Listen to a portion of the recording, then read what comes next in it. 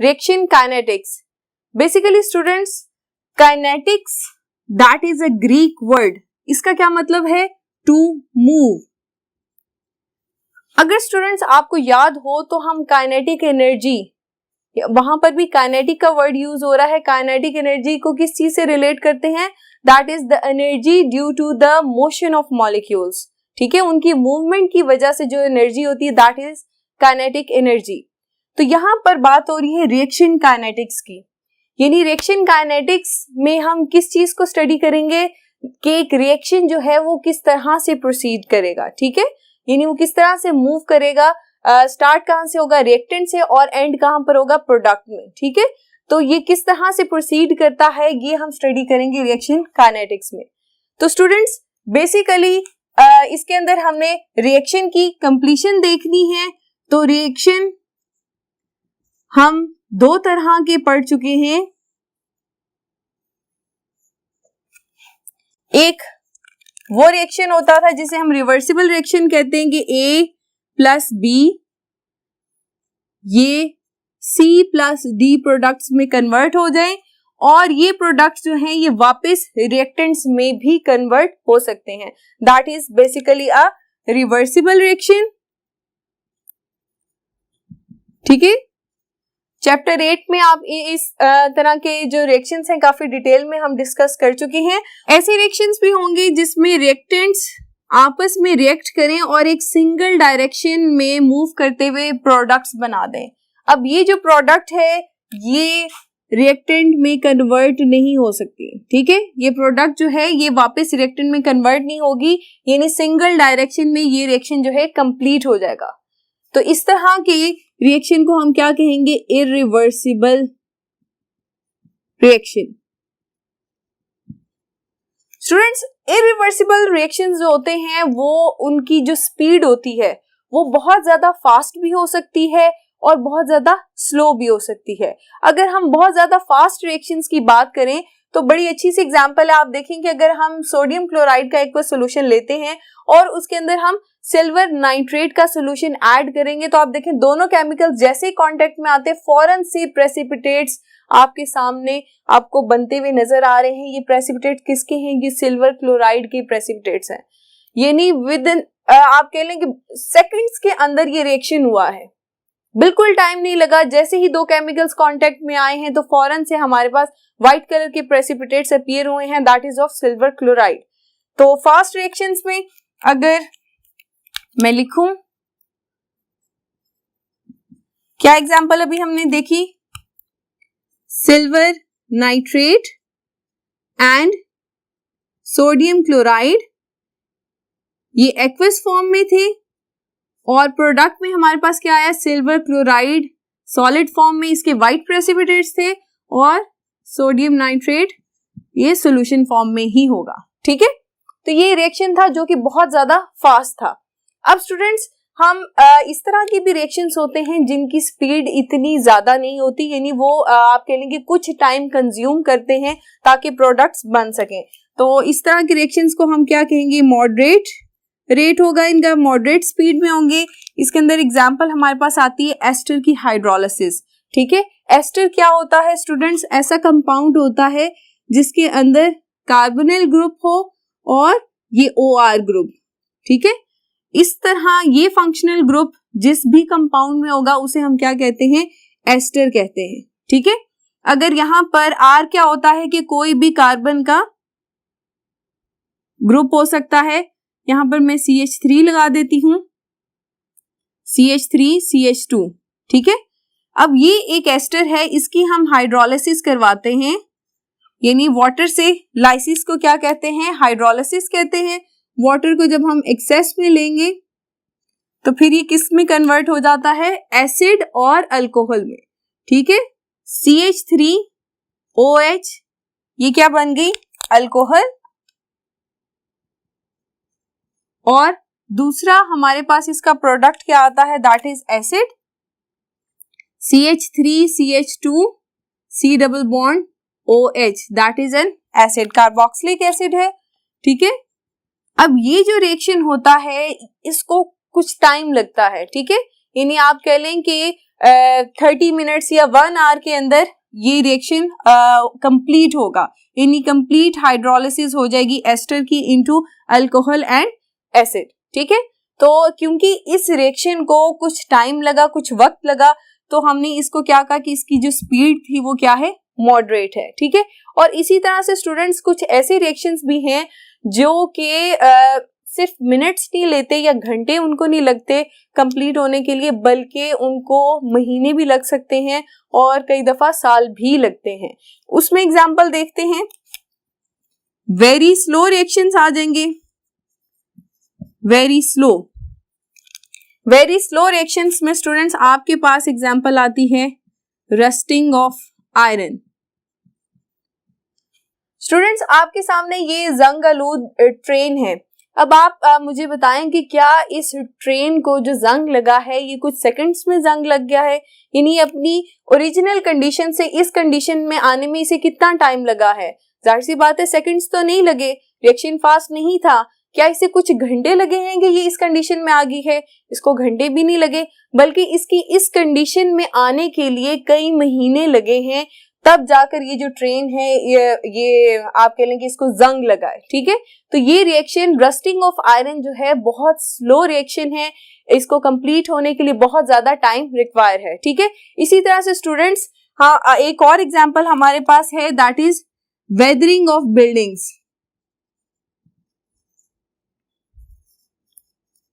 Buildings. ठीक है, जिस पे स्टोन वर्क हुआ होता है और वो एसिड रेन की वजह से आप देख सकते हैं कि जो बिल्डिंग्स के ऊपर जो स्टोन वर्क होता है वो एसिड रेन की वजह से खराब हो जाता है। अब ये भी टाइम टेकिंग है, ऐसा नहीं है कि फर्स्ट टाइम एसिड रेन हुई तो बिल्डिंग की कंडीशन ही बदल गई, इसको भी साल लगते हैं और उसके बाद जाकर जो है बिल्डिंग की कंडीशन खराब होती है। तो ये भी वेरी स्लो प्रोसेस है। तो स्टूडेंट्स इस तरह से हमने देखा कि डिफरेंट स्पीड के साथ रिएक्शंस प्रोसीड करते हैं। तो रिएक्शन काइनेटिक्स बेसिकली इस चीज को डील करती है कि एक रिएक्शन कितनी स्पीड से हो रहा है, यानी कितनी स्पीड से कंप्लीट होता है। क्या उसकी स्पीड बहुत ज्यादा फास्ट है, मॉडरेट है, या बहुत ही ज्यादा स्लो है। ठीक है, तो ये चीज ये आप कह लेंगे कॉन्सेप्ट जो है ये हम डिस्कस करते हैं, स्टडी करते हैं किसमें, रिएक्शन काइनेटिक्स में। तो रिएक्शन काइनेटिक्स को स्टूडेंट्स हम किस तरह से डिफाइन कर सकते हैं? The branch of chemistry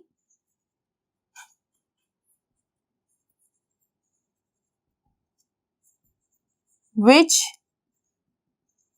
deals with the rate of chemical reaction, rate of chemical reaction का क्या मतलब है कि speed of a chemical reaction, किस स्पीड से वो प्रोसीड कर रहा है या किस स्पीड से वो कंप्लीट हो रहा है। ठीक है,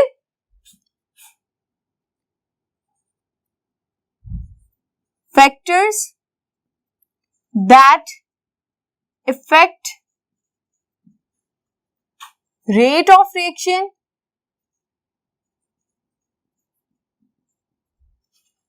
and the mechanism of reaction is called reaction kinetics.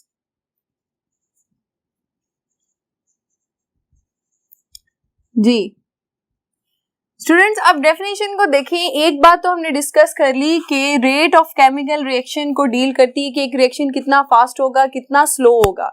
ठीक है, इस चीज को हम रिएक्शन काइनेटिक्स में डिस्कस करते हैं। साथ वो एक और चीज आपको बता रहे हैं, factors that affect the rate of reaction, यानी कि वो कौन से फैक्टर्स हैं जिसकी वजह से रिएक्शन की स्पीड जो है वो इफेक्ट हो सकती है।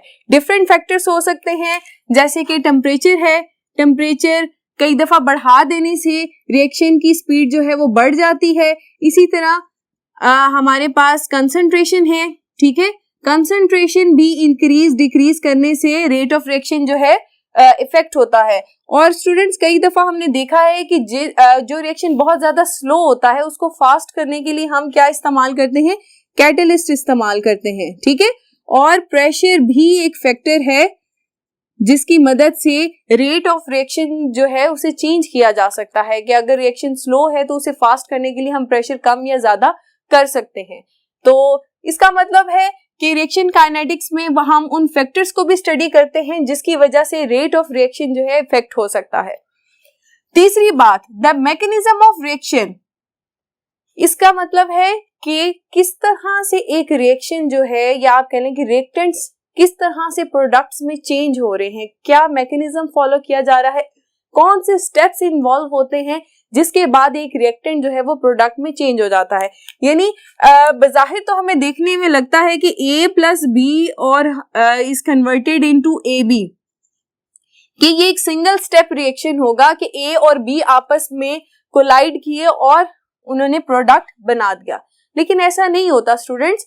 रियलिटी में क्या होता है कि जब एक केमिकल रिएक्शन, जब एक रिएक्टेंट रिएक्ट करता है तो उसकी इस रिएक्शन के दौरान कुछ इंटरमीडिएट प्रोडक्ट भी बनते हैं, जिसके बाद फर्दर वो दूसरे रिएक्टेंट के साथ रिएक्ट करता है और फाइनल प्रोडक्ट आते हैं। किस तरह से, अगर मैं आपसे कहूं कि A जो रिएक्टेंट है ये पहले कन्वर्ट होगा अपनी आयनिक स्टेट में, यानी ये इंटरमीडिएट प्रोडक्ट है।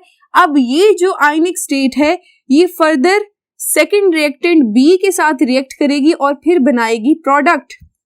तो ये क्या हुआ, इस रिएक्शन का मैकेनिज्म हुआ कि ये एक स्टेप में रिएक्शन नहीं हो रहा, ये 2 स्टेप में रिएक्शन हो रहा है। और स्टूडेंट्स ये बात भी इंपॉर्टेंट है कि ये जो 2 स्टेप्स हैं इनके अंदर एक जो स्टेप होता है उसको ज्यादा टाइम लगता है। किस तरह से, अगर मैं बात करूं कि रिएक्टेंट को या हमारा जो A रिएक्टेंट है इसको इसकी आयनिक फॉर्म में कन्वर्ट होने के लिए ज्यादा टाइम चाहिए होता है। जब ये आयनिक फॉर्म में कन्वर्ट हो जाएगा तो आपको पता है ना, आयनिक स्पीशी बहुत ज्यादा रिएक्टिव होती है, तो फिर वो बड़ी आसानी के साथ, तेजी के साथ B के साथ रिएक्ट करके within no time product बन जाएगी। तो इट्स मीन कि मैकेनिज्म में हम ये भी स्टडी करते हैं कि वो कौन सा स्टेप है जो कि स्लो स्टेप है, ठीक है, टाइम टेकिंग स्टेप है। अगर मैं आपसे बात इस तरह से समझाऊं कि अगर मैं कहूं कि ये जो टोटल रिएक्शन है इसका ड्यूरेशन क्या था, 60 मिनट्स, जब हमने देखा कि ये रिएक्शन प्रोसीड कितने टाइम में किया, 60 मिनट में।